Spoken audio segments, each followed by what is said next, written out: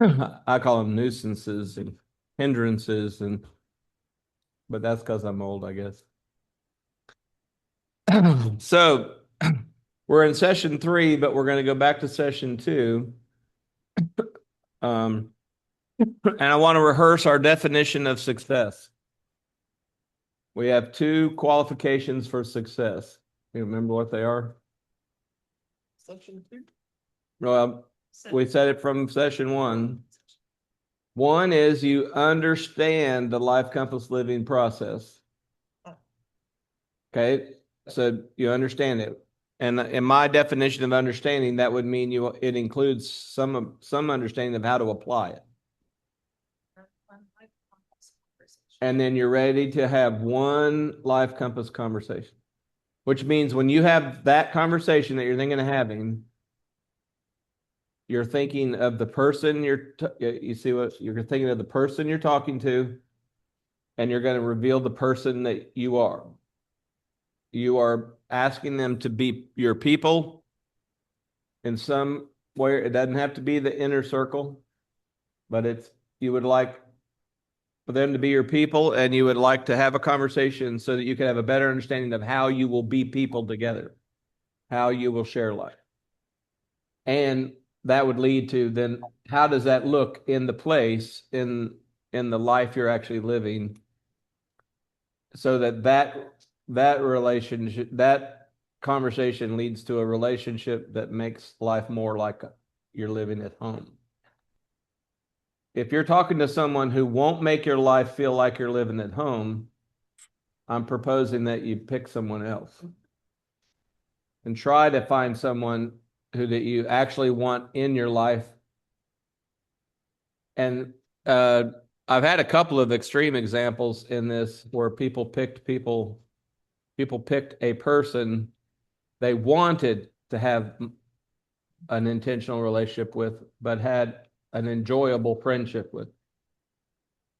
And they took the risk of asking, can we talk? And they said, I've been taking this class about person, people, place, and I enjoy our relationship and I get insights from you. And I was just wondering, would you like to be more than just whatever they had in common, their social connection? And that person ended up with a family member. They became intentional family. Because a lot of people don't have family of choice, even if they have relatives in town. You can have relatives in town and not have a family of choice. And so, Or both. huh? Or both. Or both. Yeah, yeah, or yes, absolutely both. So back in session 2, just remember that let's look at the people worksheet, because the practicality of session 2 would be that you become aware of people you depend on spiritually and emotionally, and people you depend on practically. They do not have to be the same people. And that you are beginning or continuing to grow in your capacity to be honest about who's on the 4 list and who's on the 2 list, responsible for and responsible to. And I said last time, if someone is in crisis and you will not let that crisis continue with them unsupported, you're not going to let them have a crisis without you making sure they have support. You need to know who that list of people is. That's your 4 list. That's your 4 list. It would be nice. A lot of people in the independent self remember my 2 big issues: the lie of the independent self and the lie of permanence. So you're always facing off with those 2 lies. But if I say who's going to be responsible for you, TJ, our bookkeeper, her brother had a stroke, a severe stroke. She is now not our bookkeeper as of now. We're looking for another bookkeeper because she's going to become the full-time caregiver for her brother, who's single adult, no children, who now needs dependent care in the stages we're going to look at today. Hey, John. And so, you don't have to share this. I'm just reviewing it so that you understand the context of now we're moving to place. What's the context, the home in which it becomes possible for your people to flourish together and for each person to flourish as who they really are. People have to play. Yes. Oh, hey, John. No, I was waving at my wife. She's waving at me, but Okay, yeah, I'm good. on. Finally, some technical difficulties. I know y'all start waving at each other, then it'll get serious. You'll end up with kids. Right.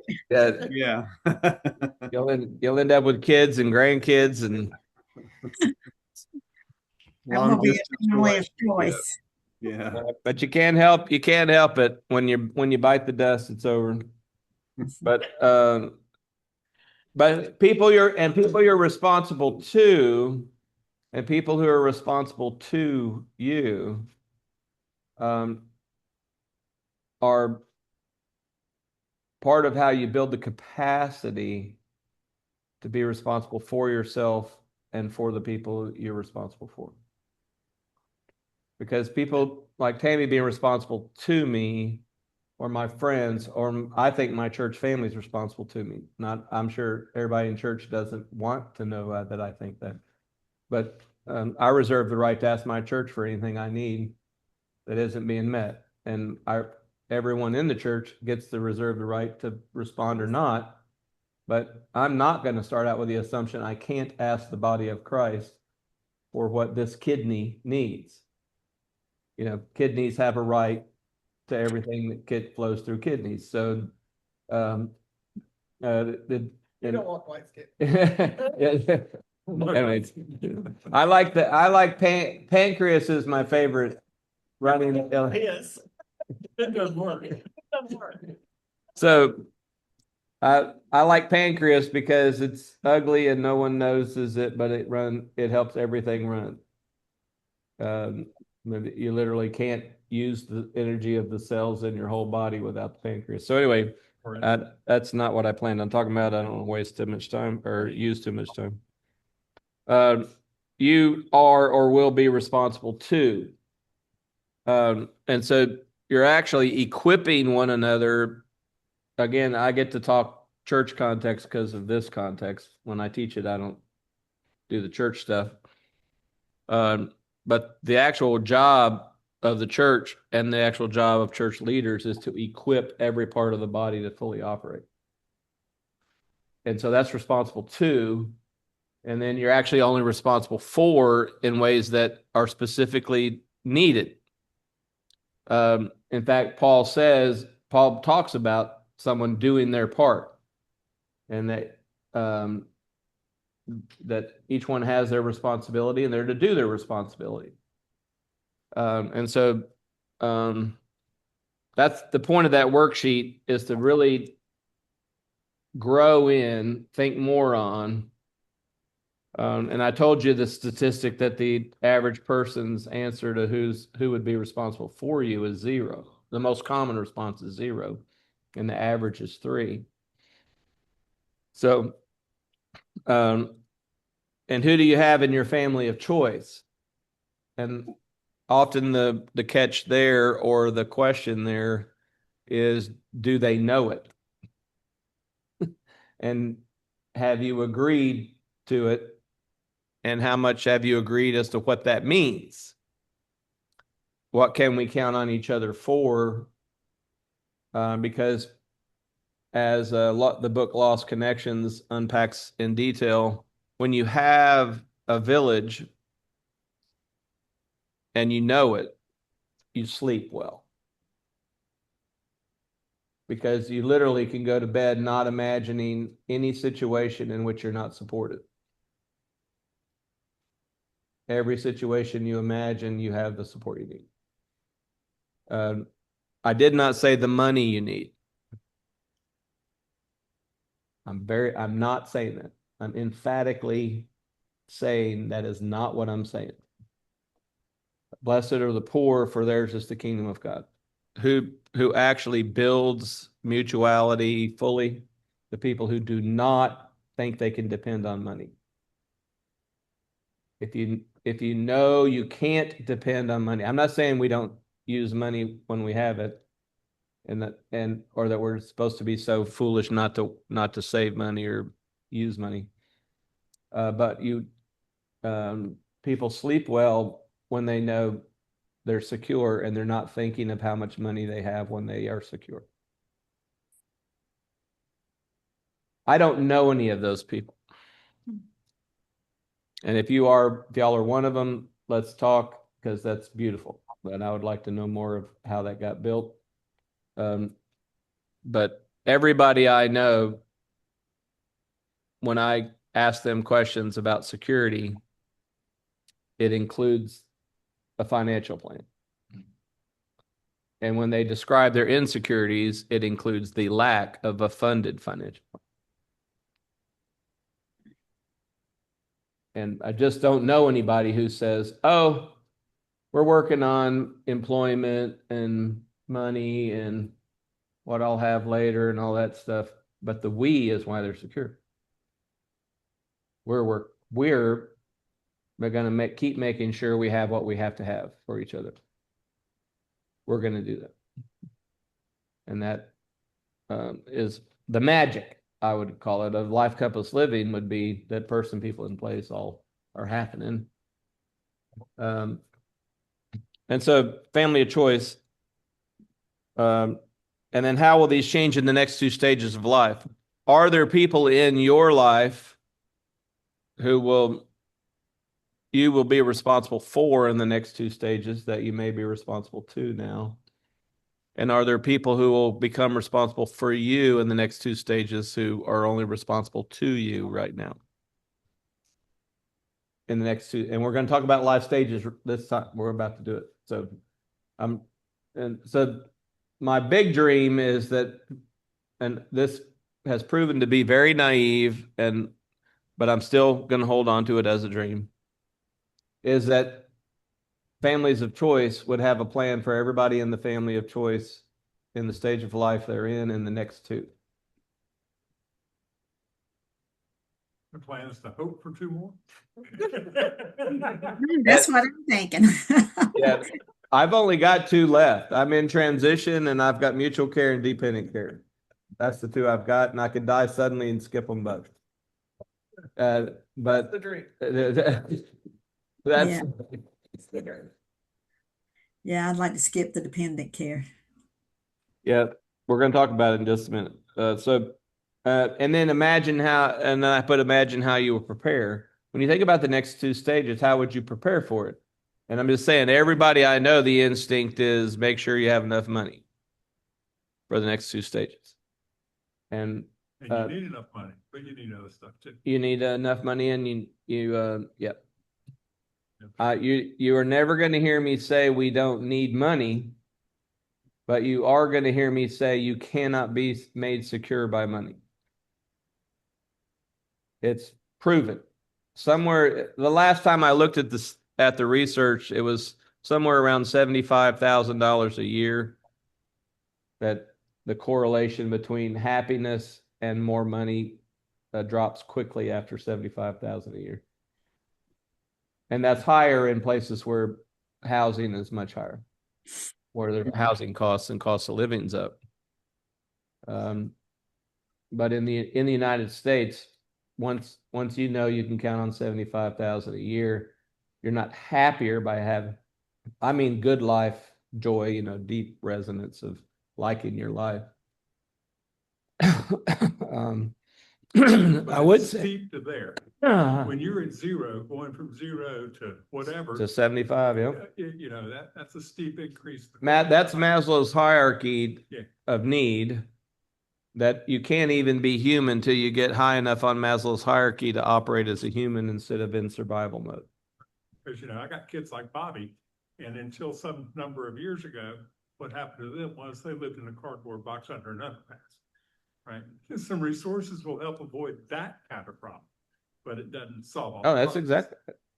exactly right. And remember, life is always messy, always tenuous, but it doesn't have to be as messy and as tenuous if you have your people and a plan. Need it all. Yet it's still messy and tenuous, even if you got your people and a plan. Yeah.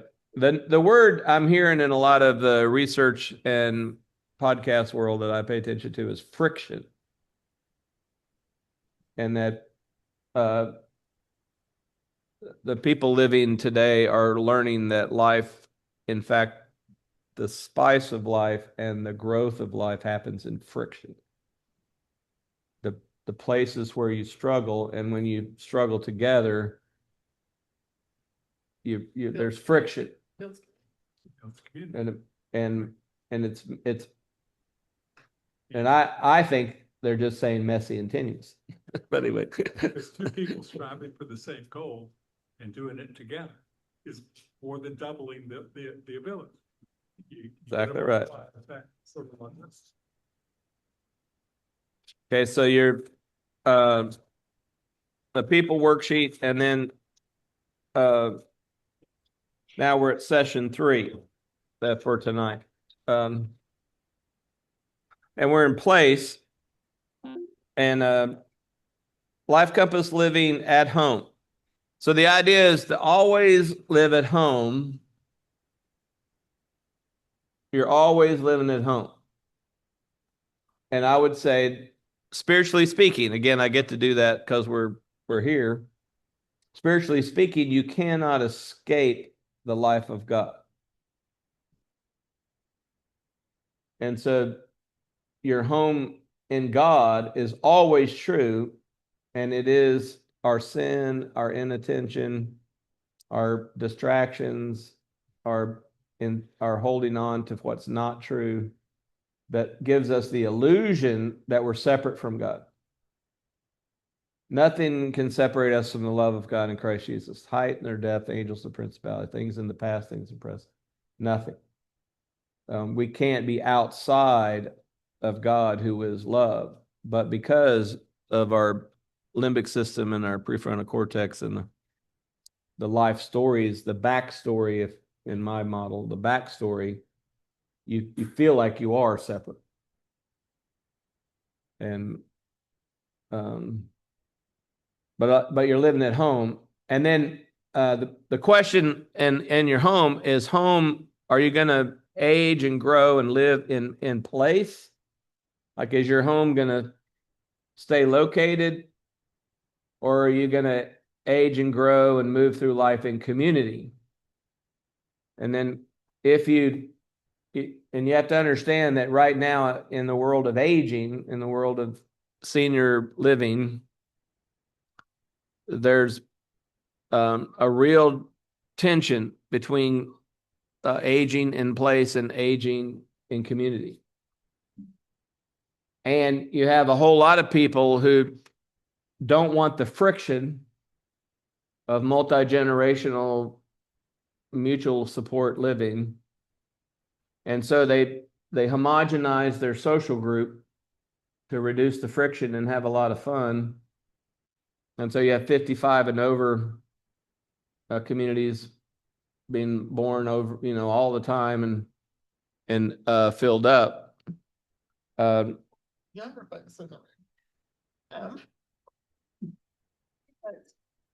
10 years ago, well, not quite 10 years ago, I bought the ugliest house in Gilbert County, and I renovated it. She's not kidding. It was the first house in Gilbert County. And during the renovation, I'm in my 50s.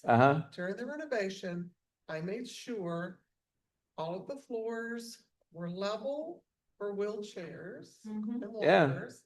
I made sure all of the doors were wide enough for wheelchairs and walkers, because they wanted Yep. that house to be my last house. So. something to- Yep. something In to the do. industry, it's called universal design. Yeah. And And you the doorways are this wide, you're not gonna get. a You can't do wheelchair it. walker with a door that wide. and we're going to get to planning, and power, which has to do with resources, and we're going to actually talk about the structure you live in. But today the lesson is home, and home is not the structure you live in. It's the structure you sleep in. It's the relationships you live in. And I've modified it since I wrote the book, and I said that home is actually the relationships you flourish in. So you don't feel at home unless you're in a network of relationships that causes your life to flourish and the lives of others to flourish. So, The pandemic revealed a lot of that. Everybody had their bubble. And the people that did have a bubble did much better during the pandemic than those that didn't. And the people that had strong bubbles and good bubbles did better than others. It's a classic case of segregating everybody by their chosen family or by their home. As you would put it. and you had in the pandemic, you had people calling on the instinct of who they thought should be their pandemic family of choice. And many people woke up unable with willingness or They couldn't do it. or compatibility, the family of choice they went to first or presumed upon was not possible. And then you had a whole lot of people who were literally abandoned in the pandemic, because they were only supported by social and financial connections. They were living without a family of choice operating. My older son was that. He went away for his first year of graduate school in Boston where he knew nobody. And all of a sudden, all of his classes were remote. He spent the whole year there, never met another student or a faculty member. He knew 2 roommates, and that was it in Boston. Hard year. It is hard. It's a hard year. And so when Life Compass living at home, I would like to propose that you live in the home you have and then grow the home you're living in. And not spend time longing for the home you don't have, waiting to be happy, waiting to have some version of utopian relationships. And then you can be at home and be happy. And I would propose that if we are secure as a person and your closest relationships you build to be secure, that you can actually have a home with almost no one else that can build into more people, in more ways. I've worked with several people who were single, and they had to go through the process of deciding and having conversations about who would be something more than a friend. And almost all of them did not involve romantic commitments, but practical and emotional support. Turns out that humans long for that, and the ability to have them and to trust those kind of relationships. It's good to know who consciously knows they want it, because everybody subconsciously wants it. And then who has the willingness and the capacity to actually have Life Compass conversations and build a home. And you can share a home without living next door in the same house next door or even close to each other. Your home can be a network of people that don't have proximity necessarily. And then any questions about like the definition and the kind of the dynamic of home building? We're going to talk about the fact that it happens somewhere. And it happens in a stage of life for each person. But when we get to planning and power, then we're going to get to the actual building of the place, the structure you live in, the budget you live on, the routines you have. That's in the power. What resources do you have? And we look at all the resources. And if you arrange the resources in harmony with your deepest and most committed relationships, you build home quicker. So what happens to most people is they don't build or take for granted the relationships that would enrich their lives the most. And I think I talked last time about the compliment of being taken for granted. Did I talk about that last time? Anyway, if someone takes you for granted, it's a compliment that you can be counted on. And it sucks when people take you for granted, and it's better we want to be appreciated. And when we're taken for granted, we have the right to arrive in the awareness and the conversation and the decisions so that we're not presumed upon. Taken for granted and presumed upon in my world are different. Taken for granted means I just count on it. I don't keep everything current and ask you all the questions and make all the plans. It's like being ignored when you're in the emergency room. That's a good thing. You're not the worst. But when you get presumed upon, and they're taking the resources of your life without reference to your own flourishing as a person, that's when you need a life compass conversation, so that everyone has dignity of choice. And if you're codependent and you don't ask for your part in it, then you're giving up dignity of choice. You're losing the dignity of choosing it and the joy of giving, because the joy of giving, I call it good tired and bad tired. If you made a choice to sacrifice for people and you're dog tired, you feel so good. And if you had to, and you were presumed upon and ordered around, and it's bad tired. It has resentment in it and that kind of Been thing. there, but after the ordeal is over, I've never regretted it. No, In that's the moment, I may have regretted it, Mhm. but in the future, reflecting back, I've never regretted it. That's good. There's lots of things that you're happy to have done. You may But not not enjoy to do. doing. Yeah. And then I'm just saying the lessons in this process that we're learning right now is that you and each person have a right, in light of what you learned in what we learn in those kind of situations, to negotiate more fairness moving forward. And I had to look my own dad in the eye and go, Dad, I'm not going to lose my marriage. I'm not going to lose my job just because you're panicked and need help. And you didn't build any close relationships. So you have one son who can help. That's me not being required to rescue him from the life he created. That's you needing permission to say that. I had to, no, I mean, it was agony to Yeah. become willing to say it. It was agony to say it. It was agony to stand my ground. My wife then began to believe that I might love her as much as I love my dad. My job might let me keep it, and that's it's a process. But anyway, okay. Then embracing aging. There's life expectancy and lifespan. Did y'all catch the difference? If all my grandparents were 89 when they died, if I have a life plan that doesn't last till I'm 90, I'm not paying attention.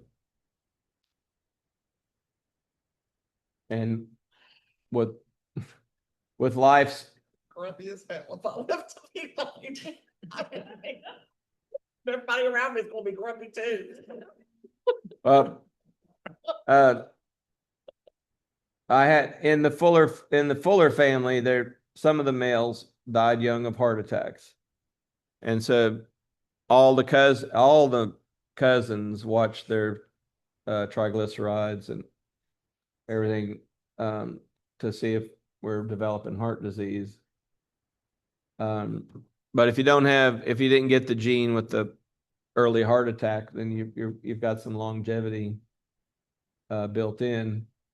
But lifespan is what actually is possible. And now that we're learning about epigenetics, where you can actually have a gene that predisposes you to something, and because of lifestyle choices and the way that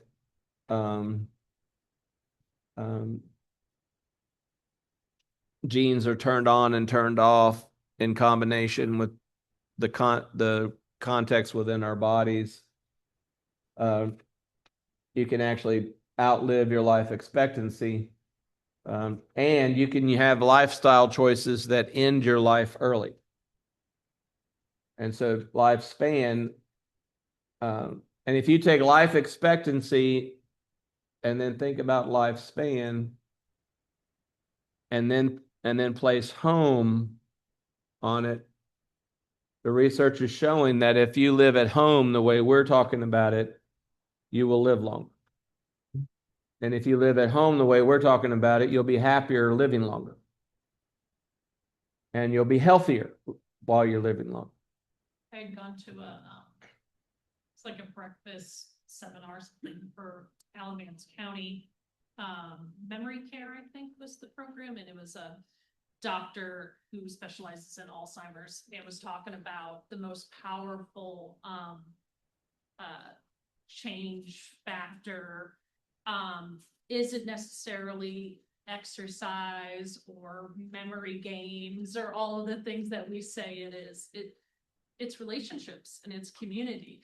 That like being in community with each other, like your brain through conversations, through interactions will create new pathways. And that when you're alone is when all of those stop. And the new stem cells that are formed at the base of your brain get captured by the creative thinking instead of passing away. Have y'all read Sapiens, the book Sapiens? Yeah. So one of the reasons our brains are so big is not that we became the best at hunting. The reason our brains were forced and over time to become so big was the complexity of social interactions. So our brain actually grew because of the complexity of social interactions. And it's maintained healthy because of the complexity of social interactions. Which was the thing that caused us to be good hunters. We hunted in groups, right? Social interactions. That's it. And so it's really, I found it exciting because it just reinforces, hey, we're in it together and we're actually all healthier when we're in it together. It's more fun when we're in it together. And if we tell each other all our stories, grace is easy. You do understand that, right? Yeah. If everybody knew everybody's story, you would not have to push anybody to forgive. Exactly right. If everybody knew everybody's story, it was, well, of course you're forgiven now, so thanks for forgiving. And you know. I read a bunch of academic articles on forgiveness. And what it always starts with is understanding why they did whatever they did. Because as soon as you get the why, you can start to forgive them because you can sort of understand it from their point of view. They Right. didn't mean it, or they had pressures on them from the outside, or something else. And it gives you something to latch on to begin your process of forgiveness. Without it, you can't get there. Yeah, when Will Rogers, he's an old wise guy from generations past, he said, I never met a person I didn't like. I think that happened after he realized that everybody you get to know you like. Or you wouldn't get to know them. That's my experience.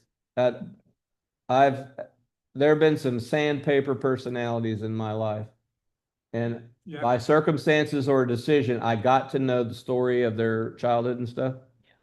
And I love them to death. I'm just so impressed they're alive. The counterweight to that Good. is Maya Angelou. When somebody shows you who they are, believe them the first time. Yeah. That's the other side of that coin. Yeah. And so all I'm saying is life expectancy and lifespan is about embracing aging. You do not get to decide if senescence, which is the technical term for aging, happens.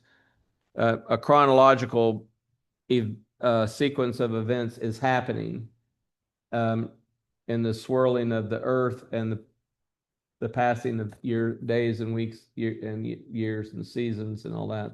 For anybody that's starting to age and is interested in that subject, there's a fellow named Eugene Brooks who writes on the issue of happiness, and he's some academic type, but his area of expertise is happiness. He writes on the happiness in aging a lot.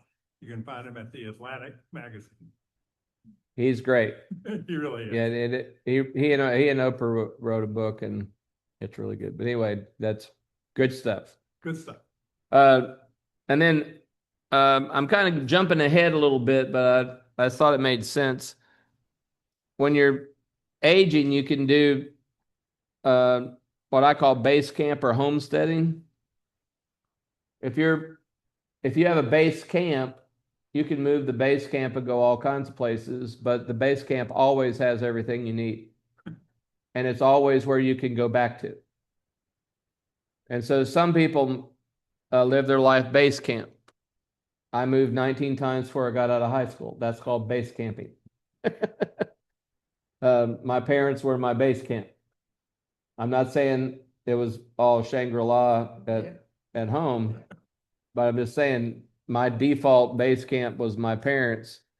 But there are other people who are homesteaders. I was so jealous of my wife, Tammy, because she moved to Okemo, Oklahoma when she was like in kindergarten, and she graduated from high school there. And that just sounds like a dream to me. I mean, just to, just decorate your room and paint the walls and Just- have a wall that measures how tall you are, that's what my husband had, and I never had that. no, I'm just saying homesteading has its gifts. Whereas I made choices not to go to church. Churches would ask me about coming to a different church, and I made the choice over and over to stay at the church where I was serving because I wanted my sons to have a life in one place. And we're talking when they're in college, and they're like, "Yeah, Dad, I wish we'd move some." I mean, it was just growing up in that same place all the time, and I'm like, "Ugh."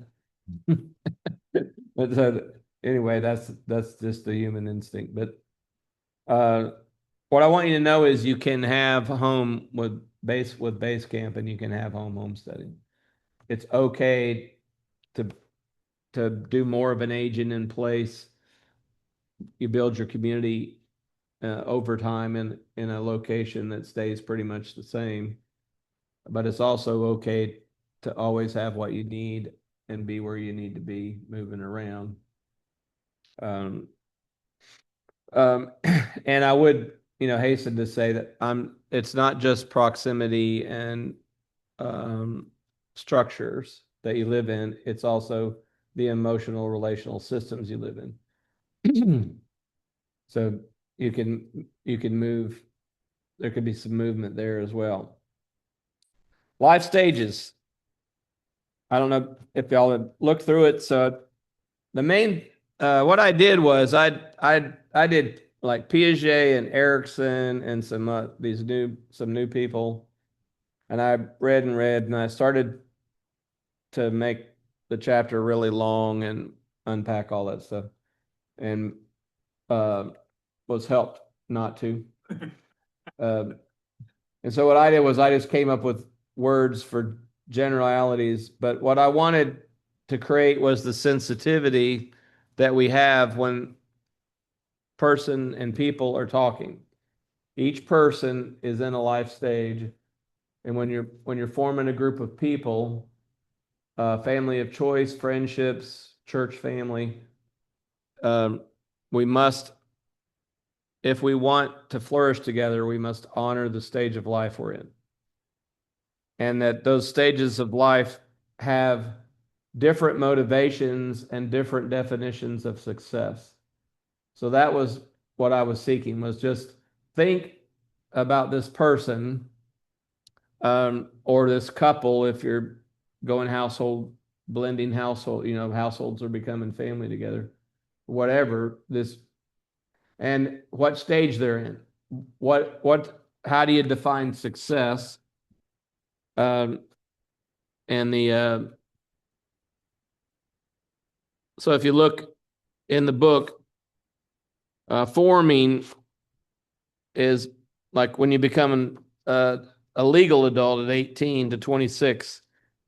It may have gotten longer, but when I did the research, and we're looking at adulting, and they would, what are the characteristics of someone who's become a functioning independent adult? And it used to be that you got to that age, between 18 and 20, and now it's just like culturally we're getting there about 26. Neurologically, it's about 25 or 6. Yep. And if you're in a community, you can operate as an adult within the community earlier. But if you're isolated, it's much harder to become a fully functioning adult, because the expectations of an isolated adult are absurd. You can't fill all the roles that the community would also be helping you with as an adult. And so, but in forming there, you have to think about discovery and excitement and validation. If you're dealing with a young adult in the forming stage and you want them to flourish, you have to be feeding into their capacity of discovery, excitement, and validation.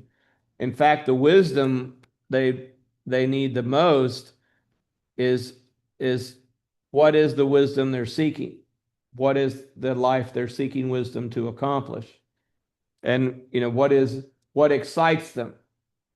And many times lately, I've been talking to young people and asked them directly, where do you see yourself in 5 years? What is your hopes for 5 years? That's one of my favorite questions to ask. What are you hoping your life's like in 5 years?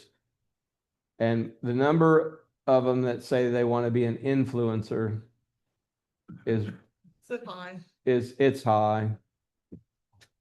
And Place movie star and athlete. I have and a social media page for my dog for all of 8 weeks. And I was done. Well, at least you just wasted a week. Yeah. Well, Waste. I had so many cute pictures of her, so I get to hold on to them. That's true. But no, it's gone. well, my sons, when they came, they were at Enloe High School, and Enloe High School in Raleigh is an arts magnet.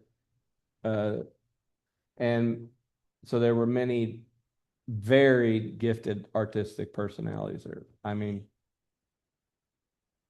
very humbling to be around these young people who were just like, where in the world? And a couple of them became millionaires before they graduated high school, because they just had a thing. But then everybody hears about it, right? Anyway, won't get distracted by that. But when you're early, you're trying to do that. And if that's not happening within a community, you are going to build a community. And then when you build a community around your short-term emotional and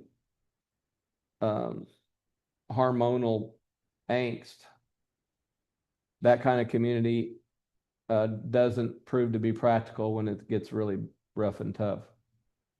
And so I'm also humbled by how some people are forming deeply connected community in ways that don't make sense to the old guy.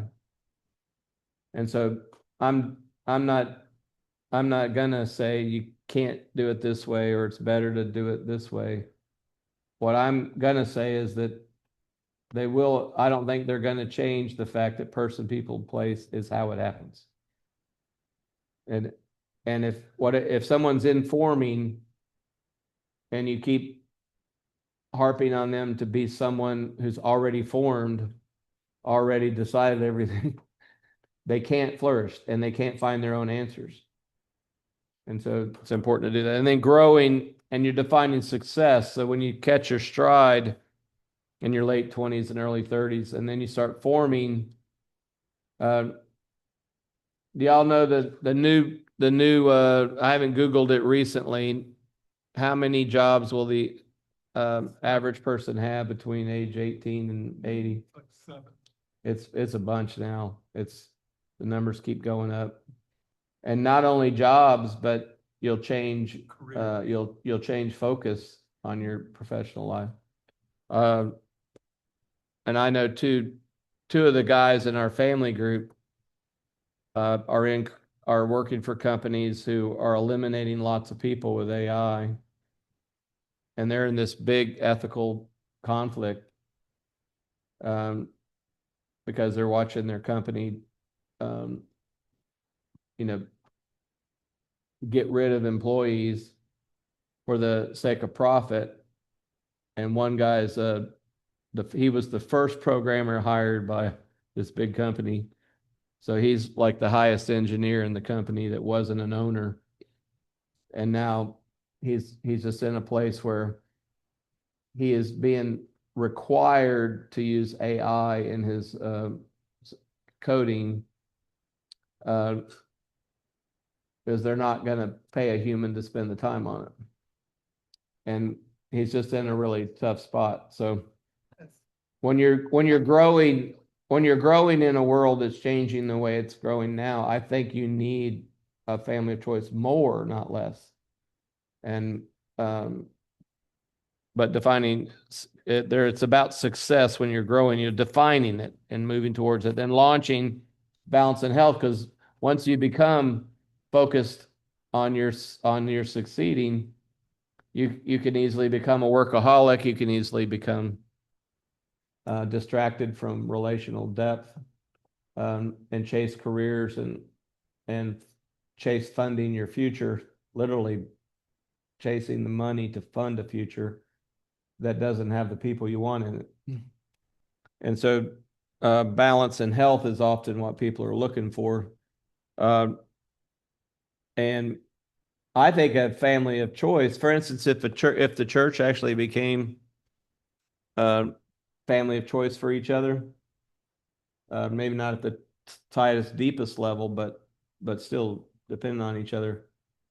Just you think of all the babysitters available and the chores that could get done, and you could actually free people up to spend time in the most effective ways.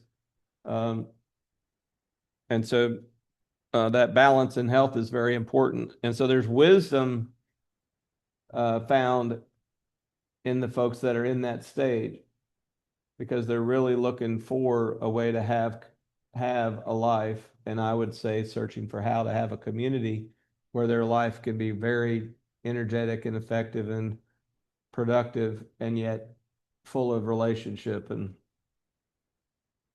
beauty and all of that. And then influencing when you get in the latter parts of your working career and you begin to see, you begin to think about slowing down. It's kind of one of the triggers.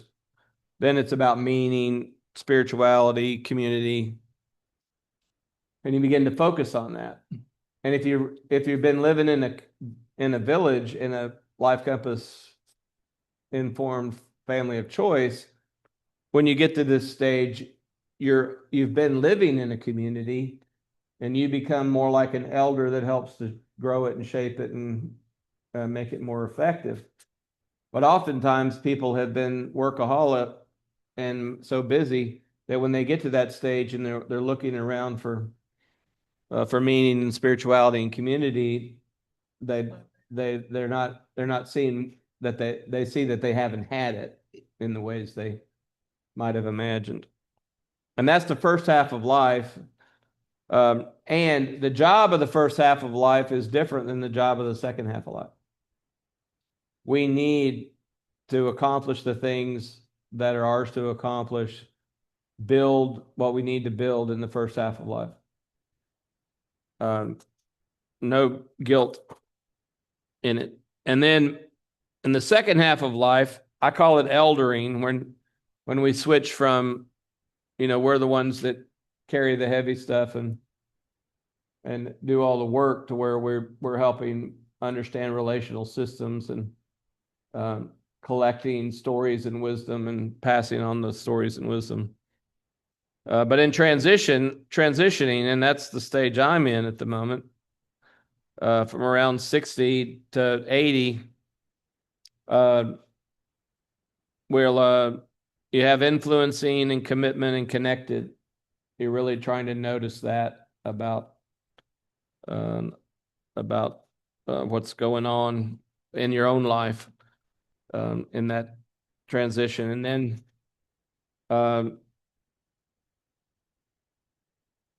George, have you run across a book by a guy named David Brooks, a different book called The Second Mountain? I don't know Second Mountain. Write that down. Try. It is all about people that look for a second mountain to climb after they achieved the first mountain that they had gotten through in the first part of their life. How to give meaning to the second part of their life by finding a different mountain to climb. Yeah, that's David Brooks. Yes, David Brooks. yeah. There's a whole bunch of books I've read on it. It's generally called the Encore movement. Yeah. It's the Encore movement. Like, what's the encore purposeful living that you do after the first one? I did that. Huh? I did that. You did that. Now you absolutely did it. And so Second Mountain, that sounds exactly right. So what I want to look at is mutual care and dependent care in some more detail. So if you look at get out that sheet, daily living abilities and need, it's 3 pages.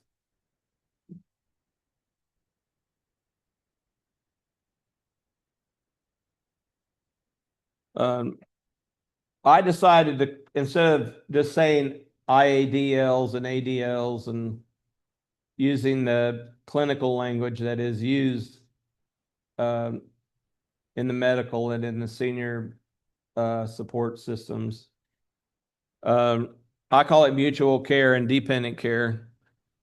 And mutual care simply means you still do things for yourself, or you help when things are being done for you. And then dependent care is that people have to actually do things for you. So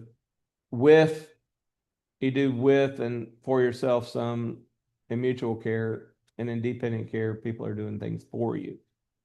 You can't do them for yourself.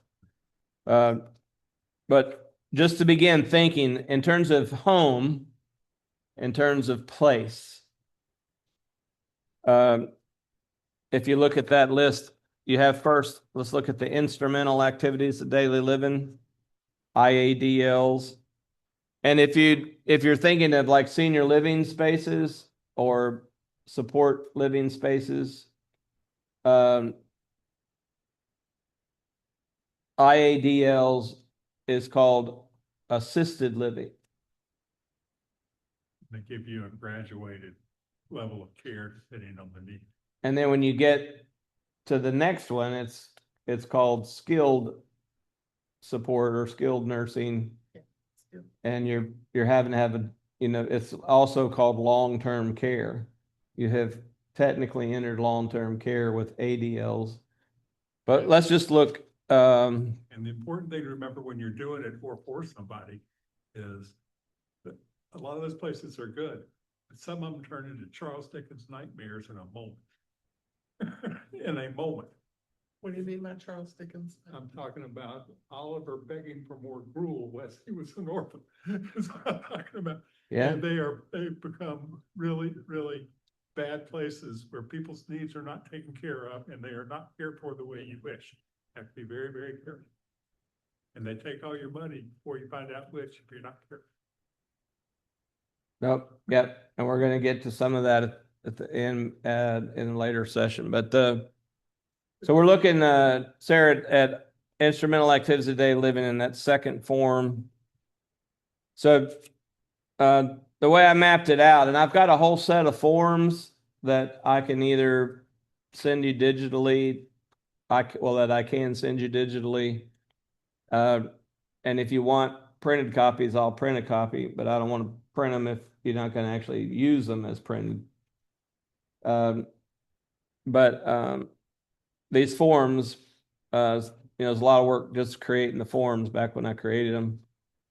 But this one is just to get you to thinking, but it's also a form you can actually use when supporting somebody. So with shopping, can they do it independently, needs reminders, needs help, dependent when it comes to shopping, or can't do the shopping? So you're on that continuum. And the thing that I would say, when you're writing who's helping and then the date it changed, the reason that's important for date it changed is that you can map the progressions and the speed of the progressions, and update everybody as to what's current a lot easier if you manage the level of support that's needed. I mean, you Can look at it. here's the level of support that's needed, here's who's helping, and here's when it changed. And then cooking is another one. Managing meds. And I went through the progression with my dad where I just began to take over every one of them, where, as he went to his ADLs. Using the phone. My dad literally threw 2 cell phones against the wall and we had to replace them. Wish I could have done But he had a flip phone and then it wouldn't flip, it just didn't work anymore. And so he wanted one like I had, and I was like, Dad, it's too complicated. But anyway, we got it, and it was broke, and then he admitted he threw it against the wall because he got mad at.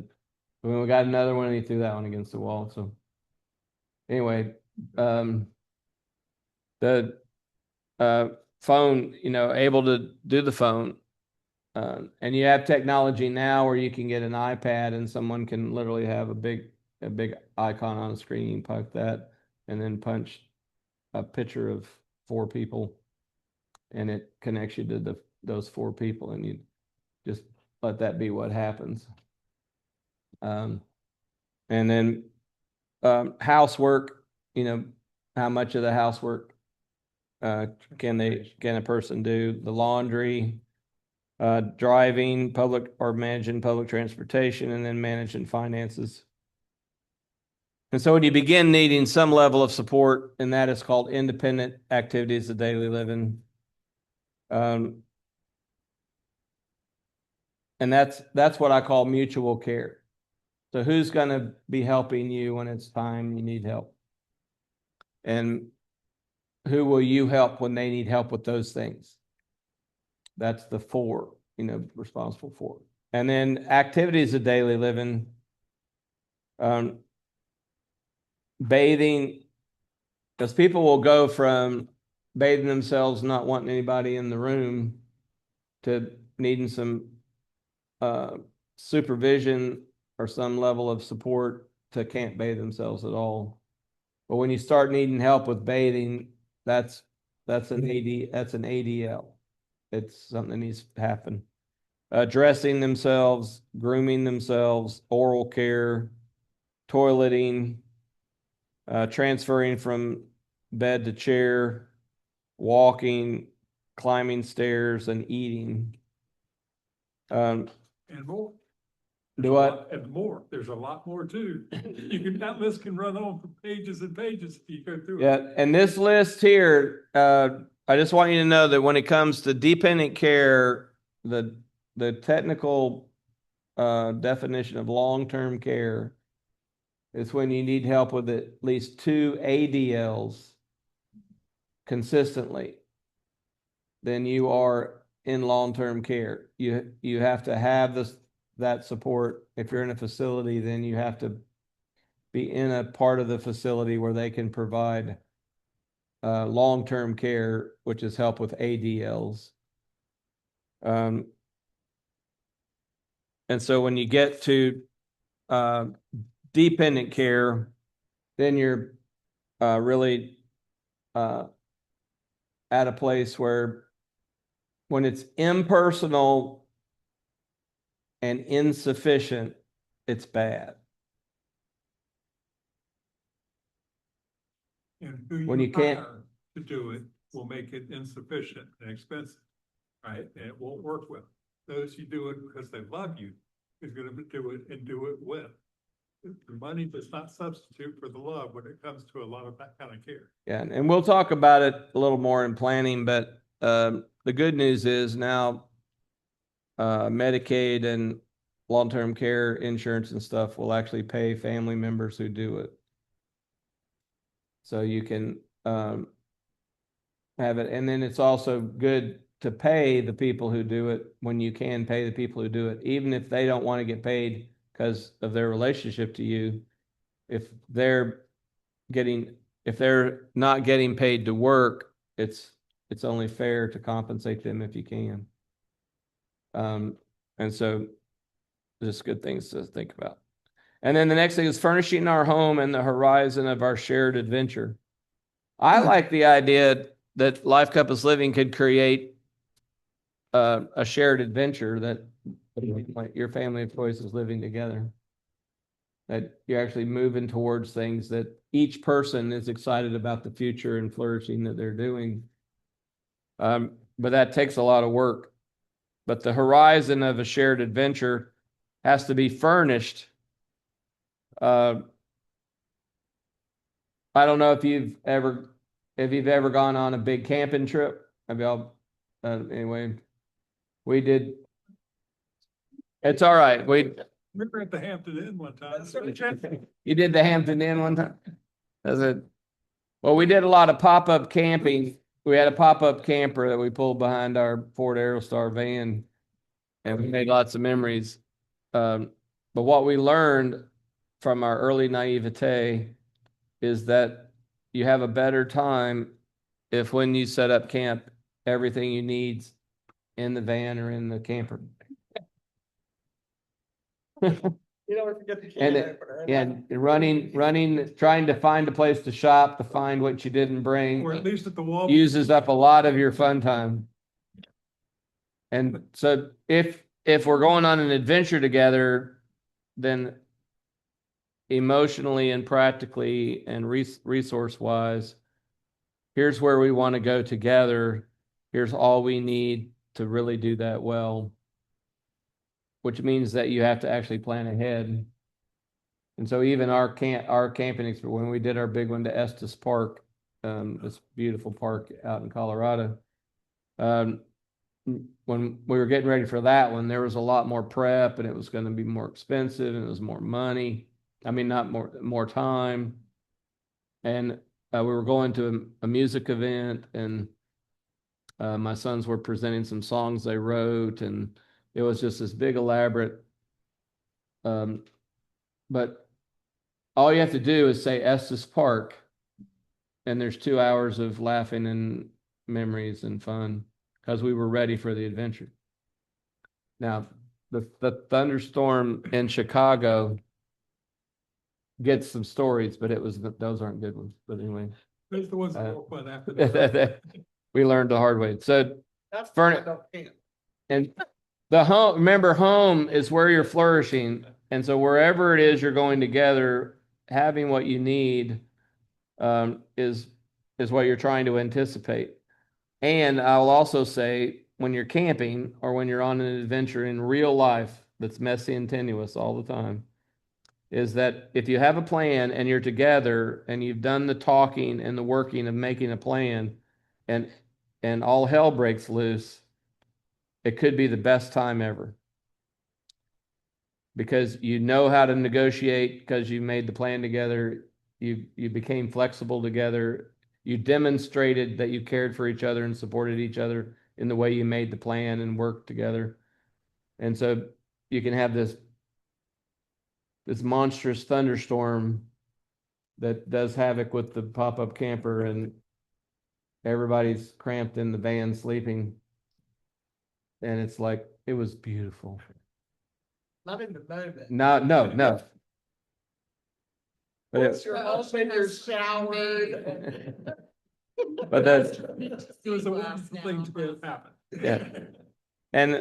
And again, we talked earlier about friction and about messy and tenuous, and I'm just saying that if you're going to furnish a home that moves into the horizon of an adventure, it is a lot of work emotionally, spiritually, time to have the conversations and get ready to go and to move ahead. And so here's the homework for next time. Thoughtfully work the people in place. We're going to look at the place worksheet in just a sec. And then read chapter 5, which is planning. So next time we're switching to thinking about the process of planning. First, the people in place was to understand what it means to fully honor and involve every person. What's it mean to build a people, a family of choice, core relationships? How would you go about negotiating that way of relating? And then today, just the vision of, in the stage of life you're in, what's a home look like? In other words, in the stage of life you're in and each person is in, how do you all flourish together?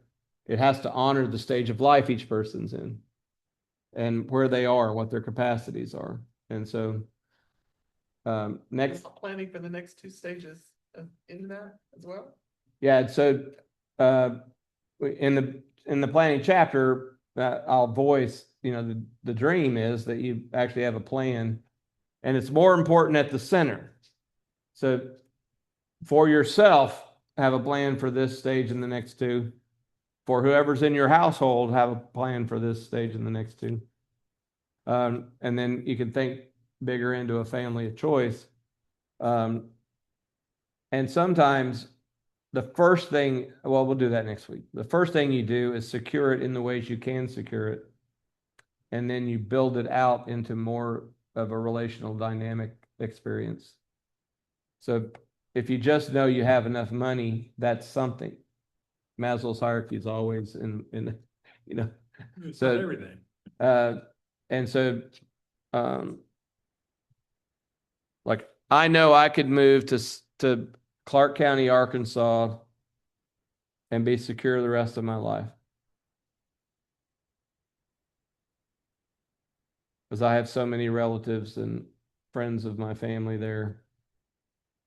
I would always have a job to go to of some kind. It might be grunt work, but that would be fine. And if I ran out of money, somebody would let me hang out at the house. I just don't want to live in Clark County, Arkansas. I don't think I could flourish in the, but you know what I'm saying. But anyway, and then remember your priority action list and your progressive planning list. I really, the definition of success is to then have one conversation. But what I'm wanting you to do along the way is say, well, here's a list of priorities. These are things I need to get to, or want to get to now, priority. And then progressive planning is, well, I can see I'm going to need to, over time, do these things. All right. Questions, thoughts? Next meeting. Oh, yeah. Next meeting.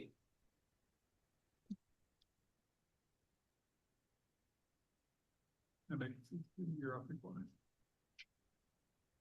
Lots to take in it.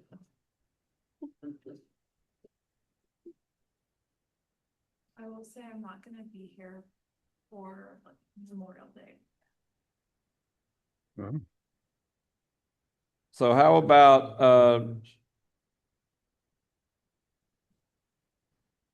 I can't attend. Like, How about June 1? June 1 work for everybody? Yep. Looks like it does for the would Lents. be then be 2 weeks from there? Or I know that's far out. We may, well, I mean, when we get to planning, we may say, let's just do 1 week. If June first, that's 1, 2, 3 weeks away. do you want to go ahead and read since we have 3 weeks, would y'all like to read 2 chapters? 5 and 6. We're still going to meet 6 times. It just means we get the practicalities more. What do y'all think? You want to in June 1st and read planning and protection? Can you fit that all into one session? That's the real issue. No, not really.